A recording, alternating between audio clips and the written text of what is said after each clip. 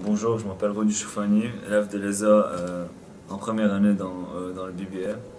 Le sujet que j'ai choisi aujourd'hui, c'est l'impact de l'industrie militaire française sur l'économie et les relations internationales. J'ai choisi ce sujet parce que c'est quelque chose qui m'intrigue. J'ai bien envie de savoir votre avis. Voilà, merci et bonne chance. Bonjour, nous étudions à l'école Totem Formation en Bac+5 Manager du développement commercial. Je suis Virginie Bon, je travaille à la SNCF en tant que chargée de marketing. Et je suis Julia Soufflet, je travaille à MCI en tant que chargée de projet.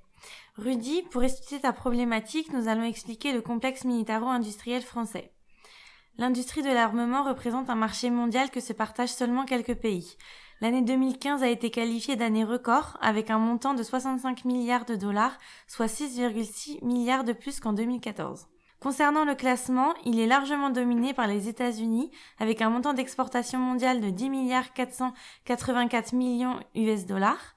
S'ensuit la Russie et ses 5 milliards 484 millions US dollars, puis l'Allemagne, la France et la Chine qui se partagent respectivement la 3e, 4e et 5e place avec environ 2 milliards US dollars chacun.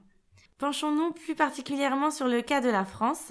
Elle exporte des avions, des navires, des hélicoptères, des chars, de l'artillerie et ses véhicules terrestres pour ses principaux clients qui sont l'Arabie Saoudite, Singapour, le Maroc, puis l'Inde et l'Égypte. Son évolution. On peut voir que les dépenses militaires de la France en pourcentage du PIB sur les 20 dernières années sont en constante diminution et continuent à l'être depuis 2010. Elles représentent plus de 2,1% du PIB en 2015. Ce qui représente une diminution de 4,55% par rapport à l'année 2014. Au contraire, concernant les exportations d'armes, on remarque une progression constante depuis 2011. La France a multiplié ses exportations par 2,5 depuis 2010 pour atteindre une valeur de 2 milliards et 13 millions d'US dollars en 2015. Pour information, le ministère de la Défense prévoit de passer de 165 000 emplois aujourd'hui dans ce secteur à plus de 200 000 en 2018. Pour t'expliquer l'importance du complexe militaro-industriel français, nous allons partir tout d'abord sur la politique de partenariat dans le domaine militaire. De par la vente de matériel militaire à l'export, une relation de confiance s'instaure. La relation bilatérale nécessite un haut degré de confiance réciproque afin d'engager un partenariat de long terme. La capacité de la France à nouer des partenariats dans le domaine de l'armement renforce sa position sur la scène internationale.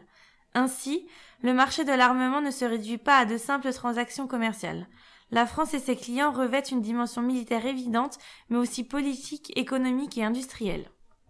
D'un point de vue économique, le complexe militaro-français industriel contribue au commerce extérieur à hauteur de 16 milliards d'euros, soit environ un tiers de son chiffre d'affaires, et réduit ainsi le déficit commercial. Ce secteur représente 165 000 emplois et donc 7 grands bassins d'activités régionaux, mais c'est aussi 670 entreprises françaises qui exportent du matériel militaire. Parmi les grands noms de l'industrie militaire française, nous pouvons retrouver les concepteurs d'avions Airbus et Dassault, le missilier MBDA, le motoriste Safran, mais aussi des entreprises comme Daher ou Thales. Pourquoi la France ? Pourquoi un tel succès ? 4 éléments l'expliquent. Tout d'abord, des partenariats stratégiques. L'une des forces de la France dans le domaine de l'exportation est sa capacité à signer des partenariats avec des pays dans le monde entier en raison de sa légitimité diplomatique et militaire. Ainsi, la France peut mener des dialogues stratégiques avec des pays aussi divers qu'Israël, la Malaisie, Singapour, le Chili, le Pérou, l'Allemagne, la Pologne. Au final, les partenaires de la France en matière d'exportation d'armement tissent des relations qui vont bien au-delà d'une simple relation commerciale. Un contexte géopolitique favorable. Bien sûr, le contexte géopolitique favorise les ventes d'armes.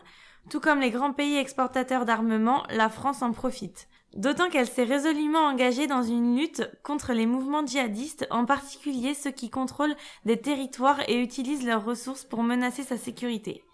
Dans un même temps, la crise ukrainienne a reposé de façon inédite depuis de nombreuses années la question et la sécurité internationale de la stabilité des frontières sur le continent européen lui-même.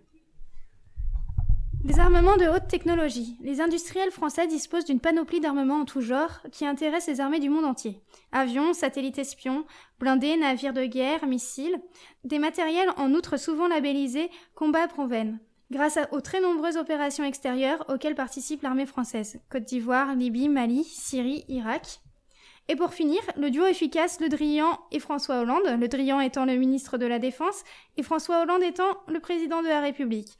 En effet, le ministre de la Défense entretient de bonnes relations avec la plupart de ses homologues internationaux, ainsi qu'avec certains des principaux dirigeants de la péninsule arabique, une région clé pour la France car très prolifique en matière de contrats. Pour exemple, sur les 43,3 milliards de commandes entre 2011 et 2015, plus de la moitié a été signée par les pays du Proche et du Moyen-Orient. Voilà Rudy, nous espérons avoir bien répondu à ta problématique. N'hésite pas à poser d'autres questions en commentaire si besoin.